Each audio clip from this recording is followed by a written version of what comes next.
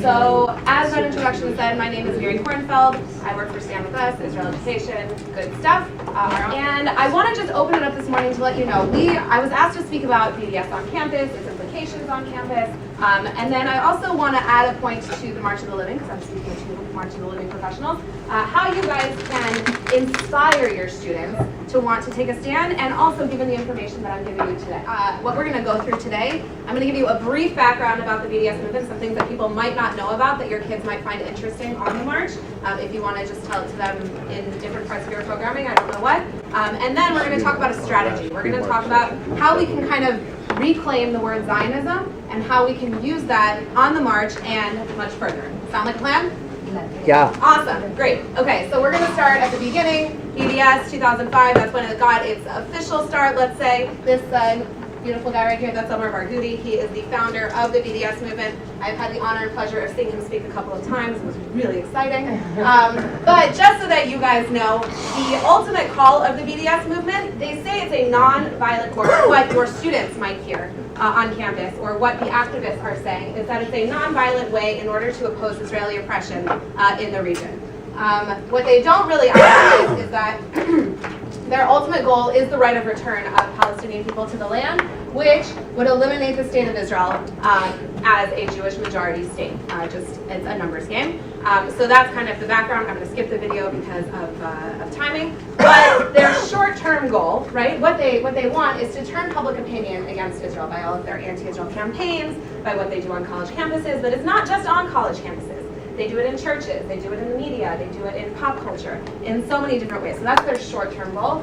Their medium-term goal is to damage Israel economically, politically, culturally, right? If you start talking bad about someone, it's going to damage them. But then their long-term goal is the elimination of the Jewish state. That is what the founders of BDS say. If I showed you the video, you would see that Omar Barghouti says that. Okay. So you are obviously most interested on what's happening on college campuses because that's where your kids are going. So this is just a brief example of what an actual divestment hearing looks like on a college campus.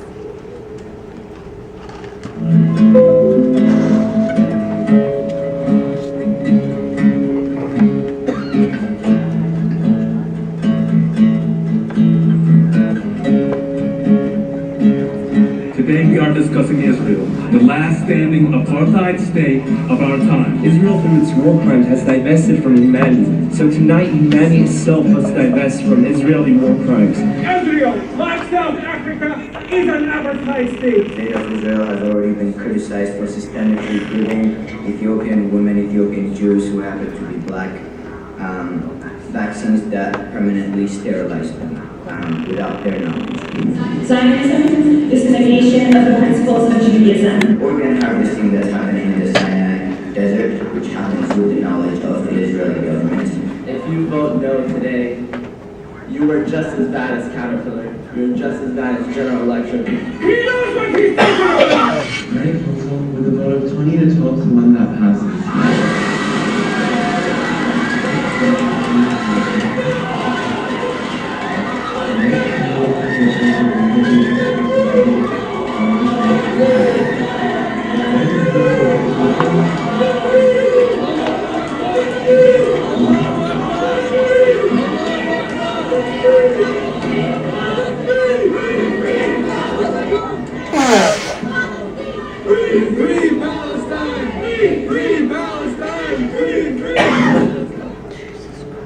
So that was the divestment hearing that we actually filmed the entirety of at the University of California, Santa Barbara.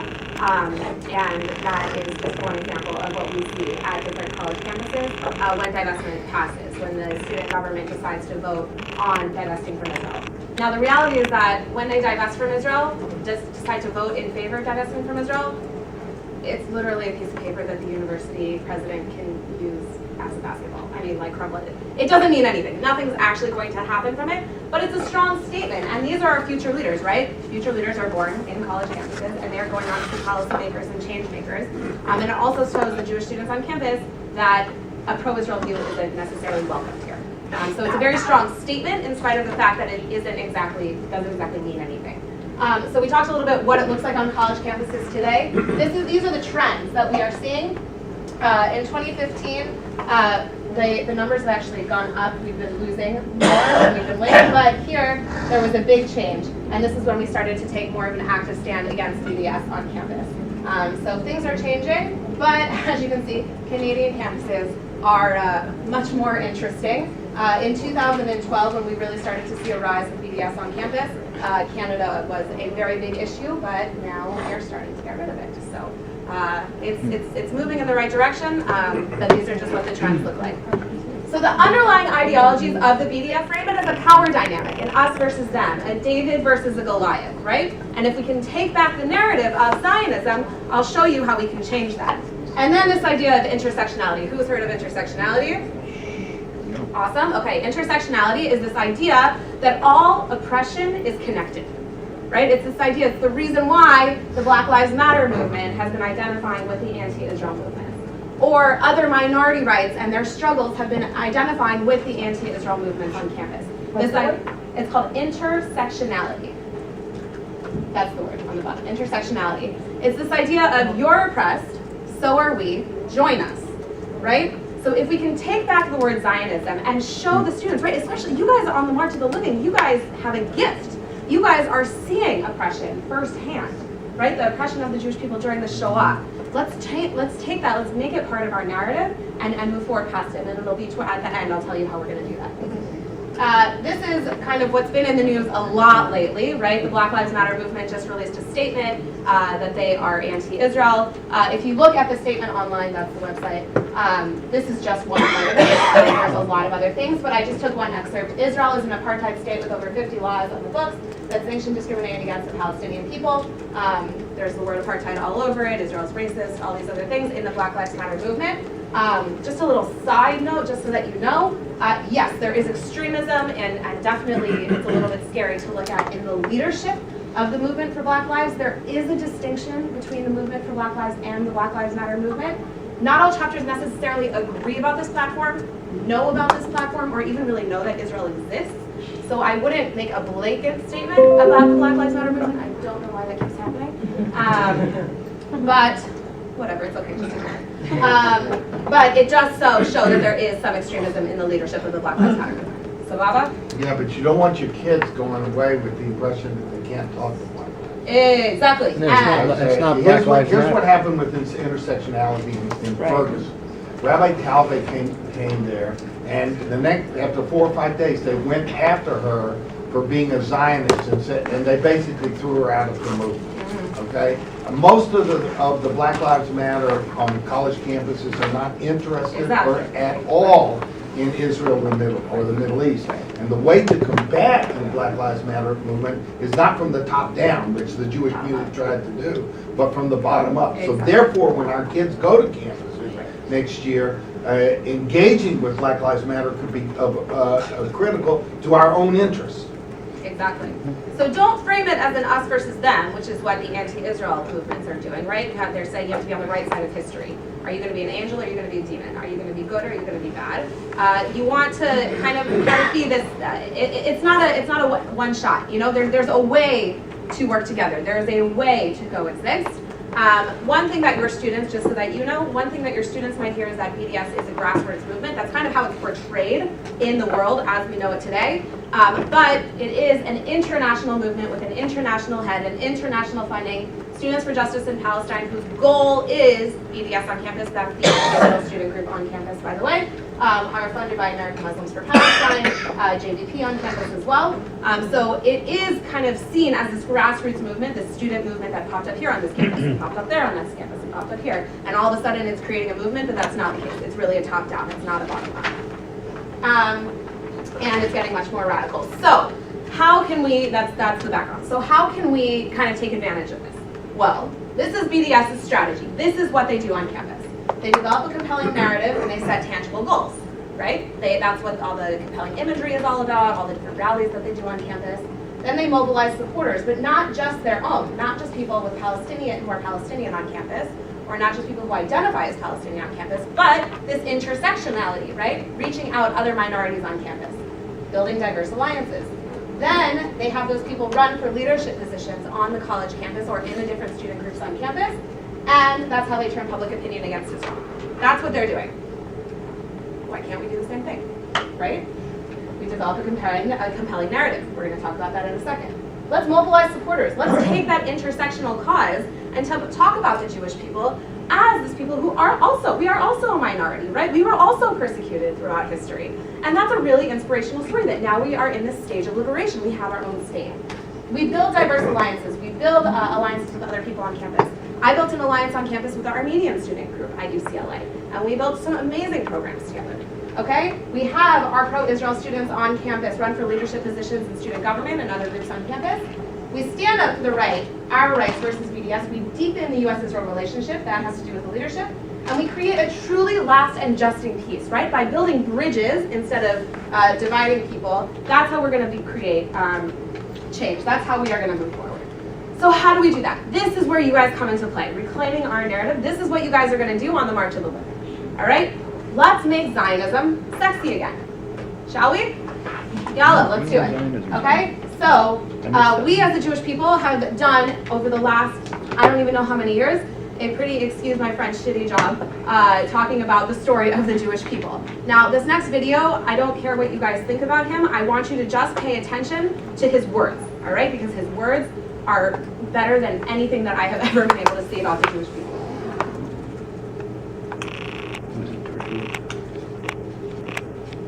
Stepping foot on this land, I walk with you on the historic homeland of the Jewish people.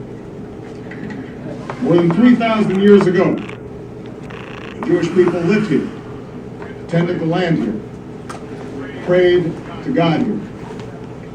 And after centuries of exile and persecution, unparalleled in the history of man, the founding of the Jewish state of Israel was a rebirth, redemption, unlike any in history. Pretty powerful, right? Those are some pretty amazing words. Here's another example. Zionism as a political movement was the revolt of an oppressed nation against the wicked discrimination and oppression of the countries in which anti-Semitism flourished. The re-establishment of Jewish independence in Israel after centuries of struggle, go away, to overcome foreign conquest and exile is the vindication of the fundamental concepts of the equality of nations and of self-determination. Wow. Inspirational, right? Those are amazing, amazing words. So how can we do that? This is our formula. The Jewish people are an indigenous people to the land of Israel. We were dispossessed, right? We were kicked out of our homeland, and we are now in a stage of liberation. You guys on the March of the Living are taking students through this cycle, all right? You're teaching them the history by your pre-courses. Then you're showing them the Shoah, the epitome of oppression of the Jewish people, and then you're taking them to Israel. And this is the most exciting part. This is the part that we should concentrate on. The beauty that is the state of Israel. Okay? So again, indigenous roots, 3,000 years old, birthplace of the Jewish culture. Over time, the Jews were conquered by a series of aggressive foreign empires, while a minority maintained a continuous presence in their land. Most of them fled and scattered across the world, all right? This is the transition. Then, for 1,900 years, Jews lived as a minority across Europe, the Middle East, suffering, oppression, expulsion, massacres, and ultimately genocide. That's what you guys are learning about on the March. They barely survived, but they never lost hope. They overcame, started a liberation movement, went back home, and built one of the most vibrant, diverse, creative nations that the world has ever seen. Right? Here are some of these awesome campaigns that you guys can run, or that you can have challenge your students to use once they get back from the March of the Living in order to describe their experiences. For those of you who are into pop culture these days, starting from the bottom, now we're here, right? That's a famous song. We don't just survive, we thrive, right? Talking about the beauty that is Israel, talking about this idea of oppression to liberation. That's the intersectional cause. The intersectional cause is this idea of oppression, wanting liberation. We have that too. And if we start learning how to tell that story even better, then we can start shifting the tide of pro-Israel activism in high schools, on campus, in communities, in churches, everywhere where Israel is being demonized, we can start changing that conversation, right? Here's just another example of a campaign that you can do, right? When life gives you lemons, make lemonade. This is an example of the Jews making lemonade. They literally, out of the desert, right? Who would think that this would look like this? It's unbelievable. It's amazing. So, Israel's a story of resilience. Empowerment can be a powerful foundation for our message on campus. Now, just so that you know, you shouldn't ignore the ideas of BDS. You shouldn't ignore the kind of not so lovely facts that exist with regards to Israel, right? Israel's not perfect. But if you can engage in debate, if your students can engage in debate, get involved in other human rights issues, get involved in other things on campus such that they can create. And it's not a destructive solution. If you keep talking about making something divisive on campus, you're not going to come to a solution. You're not going to come to coexistence. So I want your students on the March of the Living to learn about what they can do when they're still in high school in order to empower their friends to want to make a difference. I want them to recapture the word Zionism, to recapture that narrative, the beautiful narrative of the Jewish people, and share it with their friends. So, how can we help? Stand with us. We have a million resources. I'm the head of our high school department in North America.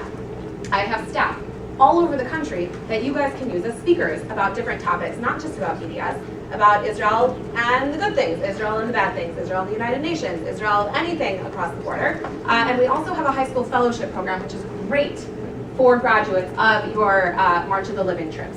These are students, our high school fellowship program, and I have brochures about them up here. The high school fellowship program helps students who already love Israel. There's like this love of Israel in their kishka. It hurts so bad, you know, that they love Israel. And we help them channel that passion for Israel into an effective action, right? Turning a passion into an action. And it's for juniors and seniors in high school. The application period for the fellowship is going to come out in around March.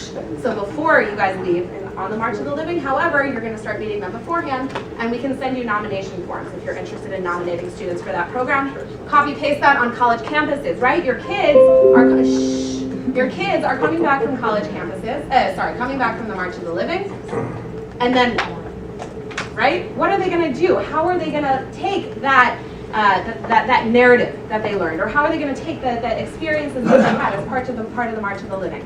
If you would like, I have campus staff in addition all around the country who can connect with their students once they decide where they're going to college campuses, where they're going, and they can help them get involved in pro-Israel activities on campus as well, sometimes even before they get to campus. And we have a campus fellowship program for students who want to take a larger role in Israel activism on campus. Again, I brought you guys examples of materials and swag and fun things. You know, you can order some hats, you know, if you want for your kids on the march. I know BBYO always orders a bunch of our Israeli All-Stars cards, and it's just like fun, like baseball cards about different Israeli heroes, past and present, and talks about how they can use them. So these are just some examples. I can leave them here for you if you'd like, but just know that we are here for you in any way. Resources, how I can help you pre-trip, during trip, post-trip, all of the above is on the table. Thank you. Wonderful. Well, it was wonderful meeting you all. I'm going to leave some of this information. We also have some booklets about BDS that I'm leaving here for you guys as well. Everything that you see here, all of our booklets and everything are online. You can order them for free for your students if you want them to look pretty booklets, but if you want to just download pieces, everything's downloadable as a PDF online.